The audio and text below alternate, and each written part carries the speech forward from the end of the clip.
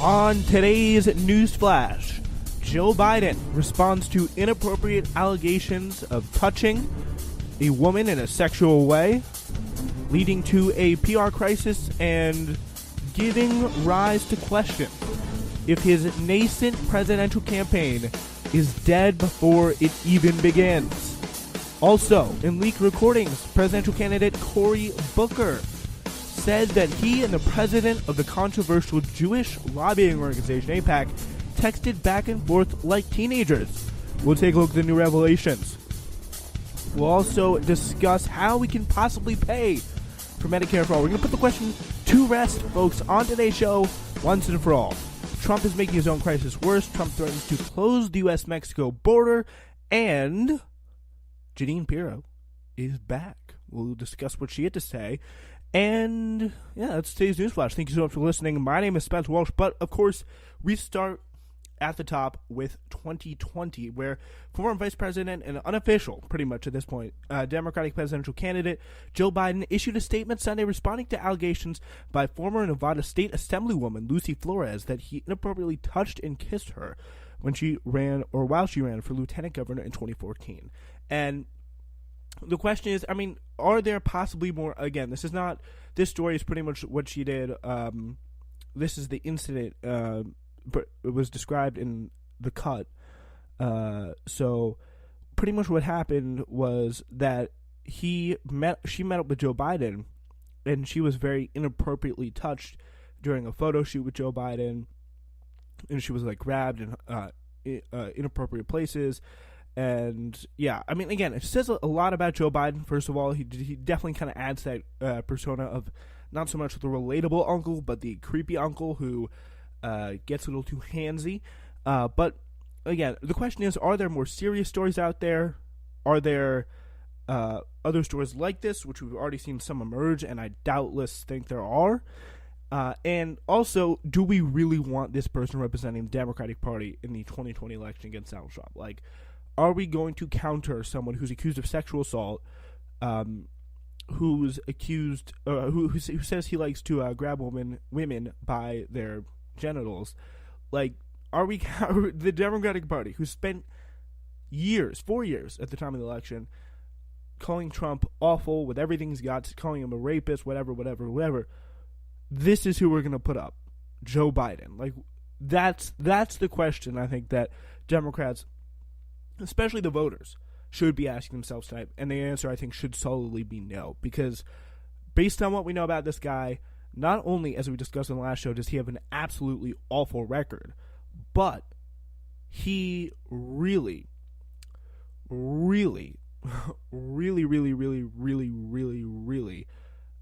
is a creepy, handsy guy. So it's that simple. So here's how Joe Biden's mess of a early campaign has responded to this so far. Biden's camp appears to be struggling in its response as they continue to receive coverage throughout the weekend. A Biden spokesman issued a statement on Saturday, and Biden issued his own statement on Sunday. In it, the former vice president vowed to listen respectfully to the allegations, but did not acknowledge his alleged behavior or apologize for it. Instead, he rationalized it as part of the, quote, countless handshakes, hugs, and expression of affection, support, and comfort he's given in the many years of on the campaign trail and in public life, saying, quote, I may not recall these moments the same way, and I may be surprised at what I hear, but we have arrived at an important time when women feel they can and should relate their experiences, and men should pay attention. And I will, Joe Biden said. So, yeah, former Biden staffer Cynthia Hogan also released a statement titled "The Joe Biden I Know." Hogan noted that Biden had promoted several women to leadership roles. Congratulations, right? And treated us with respect, and insisted that others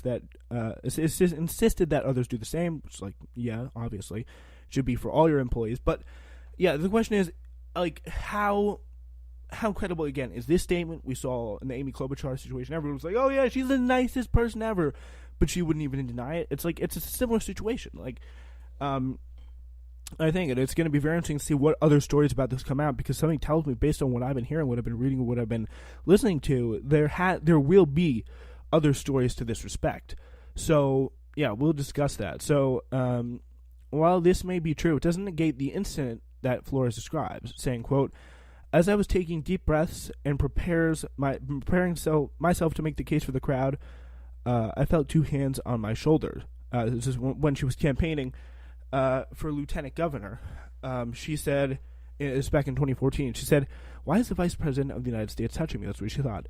I felt him get closer to me from behind. He leaned in further and inhaled my hair. I was mortified. I thought to myself, I didn't wash my hair today, and the vice president of the United States is smelling it? And also, what the actual F? Why is the vice president of the United States smelling my hair? And then he proceeded to plant a big, slow kiss on the back of my head, which is, it's pretty disgusting. Like, just that kind of, like, reptilian creature kind of doing that to you is really disgusting. And it's all, yeah, he's the vice president. Like, you gotta realize that he's the vice president of the United States. What are you gonna do? Yeah, it's really disgusting. The New York Times reported that the organizer of the rally, Henry Munoz III, stated on Saturday that he couldn't find evidence that Biden and Flores were alone during the event. On Sunday, Flores called Munoz's statement entirely irrelevant because she said they never were alone. She urged Munoz to reread her column because I think she was about to go out the stage. It doesn't matter. Like, there are people around Joe Biden probably wouldn't have been like, no, don't do that. Like if anything, it's more corroboration to her story because probably people could back it up. They remember it because things like that, unfortunately, especially at that time, which it sounds crazy, it was like 5 years ago. It's disturbingly commonplace.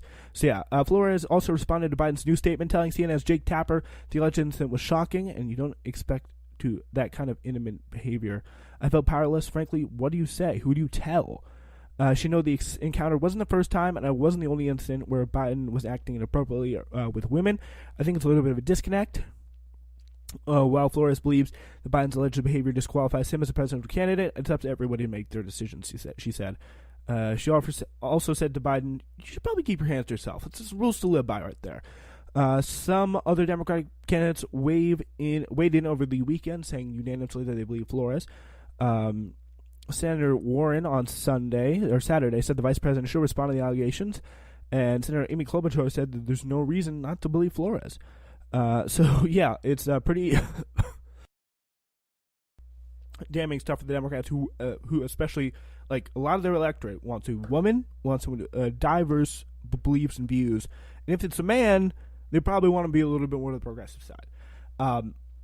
And they specifically, I think, will not want someone who will pretty much nullify, in the eyes of most voters, the allegations of harassment and the way Trump treats women. So, yeah, especially if more of these people come out as time goes on. So, yeah, Senator Bernie Sanders on CBS says he's not certain one incident alone disqualifies anybody, and says it's up to voters to decide. I think it's really what we have to ask here is, do we want, as I said before, the person who is going to run up against someone who's accused of allegations of rape, says he likes and sexual assault, said he likes to grab women by their genitalia, and now we have Joe Biden on the other side who has tons of these creepy, handsy problems with women?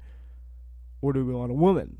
Do we want a man who's never had any of those problems before? Like, I think it's a pretty easy question to answer, at least for me. But again, as Bernie Sanders says, it's going to be up to the voters to decide. All right, from one 2020 presidential candidate to another, in a closed-door meeting with activists from the American Israel Public Affairs Committee, AIPAC, on Tuesday, presidential candidate Senator Cory Booker spoke about working closely with the organization and his desire to create a unified voice from Congress against the boycott, divestment, and sanctions movement, or BDS, which is, Congress is already pretty unified on, aside from 3 people in it, Tlaib, Omar, I think AOC as well. Booker spoke to AIPAC members from New Jersey at the organization's annual policy conference in Washington, D.C., a gathering of thousands of activists from around the country, culminating a lobbying effort on Capitol Hill. Booker's appearance came at a contentious time last week as a progressive advocacy movement, as we know, a Move On, called 2020 candidates to skip the conference, and at least 5 of the Democrats declined to attend. Kamala Harris, I won't go. Like, literally a day later, post a picture of how she had the AIPAC California delegation over to her office, which is pretty much the same thing. So Booker's remarks were first reported on by the Jerusalem Post and did not appear on the schedule of on-the-record events for journalists covering the conference. The Intercept obtained a 35-minute audio recording of the session and is publishing the recording on the SoundCloud page of the Intercept. AIPAC did not respond to multiple requests for comment. A spokesperson for Booker reviewed a transcript of the audio and confirmed it matched what was said, but declined to comment further. And this is, again, it's another question. The Democratic voters will decide where they're going to stand on Israel. Personally, I mean, I have to be honest about this. I mean, I personally have my own opinions on Israel, and I'm expecting there's someone aligned with the Democratic base of kind of like a two-state solution, mediation, obviously, from both sides, stuff like that. But will it be a deciding issue? I mean, will Democrats elect people based on Israel? I don't think so. But the question is, who is going to be elected? What will they stand on Israel? How will they stand on Israel? How will they respond to the Israeli lobby? Very, very, very important stuff. And this is going to be an interesting space to watch in the very, very near future. So the address focused on the opposing the nationwide rise of bigotry and anti-Semitism. And he said the API is finding that between 2016 and 2017, hate crimes in New Jersey alone rose by 76%. Later, Booker told the story about rushing to Dulles Airport after, inspired by Donald Trump's Muslim ban was announced. And he was inspired by the Jewish activists to vocally participate in the protests. This is the Jewish way, Booker said, paraphrasing the Torah, love strangers, for you are once a stranger in a strange land. In describing his opposition to anti-Semitism, Booker continually brought up congressional legislation aimed at punishing BDS, a global movement focused on pressuring the Israel to end human rights violations and its military occupation of Palestinian territories. The disruption of BDS activism is a Israeli foreign policy priority, and AIPAC has successfully lobbied Congress as well as numerous local and state legislatures to sanction the BDS movement. And like that's when Ilhan Omar says it's all about the Benjamins, stifling a perfectly legal, perfectly non-anti-Semitic, Israeli critical boycott and sanctions movement. The fact that they can lobby and pay their lobbyists billions of dollars to do that, or millions of dollars to do that, like that's what she's talking about. Stopping things like the BDS movement, getting Congress far and wide to support Israel. Like this, like Congress, regardless of party, almost unanimously, aside from Tlaib, Omar, and AOC, and probably like Presley as well. Like they all support, like almost down the line, have really shown committed support to Israel. And I think it's very, very interesting that is changing in a major, major, major degree. So, yeah. Anti-Semitism is un-American. It violates most deeply and commonly held values, and we must take steps on the global stage against vicious acts that target hatred. That's why I'm a co-sponsor of Senate Bill 720, the Israel Anti-Boycott Act, which opposes international efforts to encourage BDS while protecting First Amendment rights. The Israel Anti-Boycott Act, introduced by Senators Ben Cardin and Rob Portman of Ohio, would tweak the U.S. export law to discourage American companies from joining the international organizations in boycotting Israel. The bill steadily gained support from the ACLU until the ACLU announced its opposition, arguing the text could be interpreted to allow criminal penalties for nonviolent activism. The bill was later changed to reflect those concerns, but it remains controversial, as Booker is the only 2020 Democratic candidate who is a co-sponsor. So, yeah.